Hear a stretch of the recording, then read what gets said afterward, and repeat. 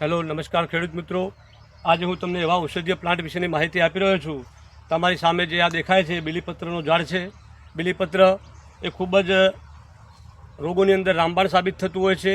ધાર્મિક દૃષ્ટિએ જોઈએ તો શ્રાવણ મહિનામાં આ ઝાડના પત્તા શિવજીને ચડાવવામાં આવે છે અને શિવજીને ચડાવવા માટે આ રીતના 3 સાથે જોડાયેલા પત્તા હોય છે. શિવલિંગ ઉપર લોકો એનો અભિષેક કરતા હોય છે અને ચડાવતા હોય છે. એટલે ધર્મની દૃષ્ટિએ પણ આ રોપો ખૂબ જ આગવું સ્થાન ધરાવે છે. સાથે સાથે આયુર્વેદિક દૃષ્ટિએ વાત કરીએ તો પેટના વિવિધ રોગોની અંદર આનો ઉપયોગ થતો હોય છે.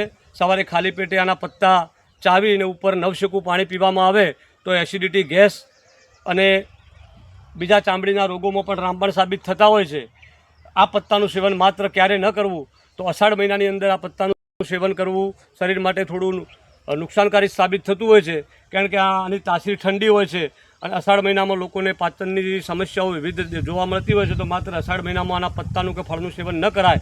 તે સિવાય ગરમીની ઋતુની અંદર તમે આનું સેવન કરો, આના પત્તાને ચાવીને ખાઓ અથવા તો આનો કાઢો બનાવીને પીવો અથવા તો આના ફળનો શરબત તમે પીવો તો શરીરને ખૂબ જ લાભ આપતું હોય છે.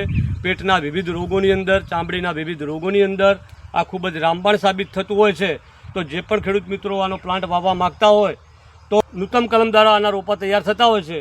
તો સારી જાતનું જે તમને બીલીનું ઝાડ હોય ને જેના ઉપર ખૂબ મોટા ફળ થતા હોય તેની એક વેજની સ્ટીક લાવી અને તમારા જોડે જો પ્લાન્ટ હોય, નાનો પ્લાન્ટ હોય તો સીધું એને અંદર નૂતન કલમના અંદર ફાચર કરી અને તમે એના અંદર બેસાડીને કોરે મોરે તમે પ્લાસ્ટિકની પટ્ટી વેટીને નવી જે ફૂડ થાય એ સારી જાતનો બીલીનો પ્લાન્ટ તૈયાર થાય છે.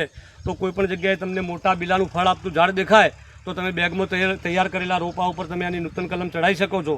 અથવા તો કોઈપણ નર્સરીમાંથી સારી જાતનો રોપો લાવીને તમે તમારા ઘર આગળ વાવી શકો છો.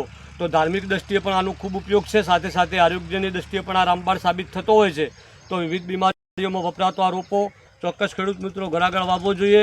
ખૂબ લાભદાયી છે. નમસ્કાર. પ્લાન્ટ તૈયાર કરવા માગતા હોય બરાબર તો એપ્રિલ ને મે મહિનાની અંદર બીલા ઉપર ખૂબ જ મોટી માત્રામાં બીલા આવેલા હોય છે અને પાકે જેલા ફળ પણ હોય છે. તો એ ફળ તમે ઉતારીને તમે એને ફોડીને એના અંદરથી ઘણા બધા સીડ નીકળે છે. એ સીડ દ્વારા તમે બેગના અંદર નવા પ્લાન્ટ પણ તૈયાર કરી શકો છો. અને એ પ્લાન્ટ જો તમારે વેચવા હોય તો લગભગ 15 થી 20 રૂપિયામાં એક પ્લાન્ટ પણ વેચાતો હોય છે. તો તમારે એકચ્યુઅલ એનો પિરિયડ મે મહિનાની અંદર અને ખૂબ જ તમને એનું સીડ મળી રહેતું હોય છે. તો સીડ એકત્ર કરીને તમે બેગના અંદર મિક્સ મીડિયા બનાવી અને એના અંદર તમે એનું સીડ નાખો તો સરસ મજાના રોપા તૈયાર થાય છે. એ રોપા તમે ડાયરેક્ટ પણ વેચી શકો છો અને એ રોપા ઉપર જો તમારે પાકેટ મળતું હોય છે તો આ રીતના તમે એના પ્લાન્ટ પણ તૈયાર કરી શકો છો. અને પ્લાન્ટ તૈયાર કરીને તમે એને બજારમાં વેચવા તો પણ વેચી શકો છો. બીલીના પ્લાન્ટની માંગ પણ ખૂબ હોય છે બરાબર. તો એ રીતના તમે આજીવિકાનું સાધન પણ બનાવી શકો છો. તો આ રીતના તમે બીલીને તૈયાર કરી શકો છો.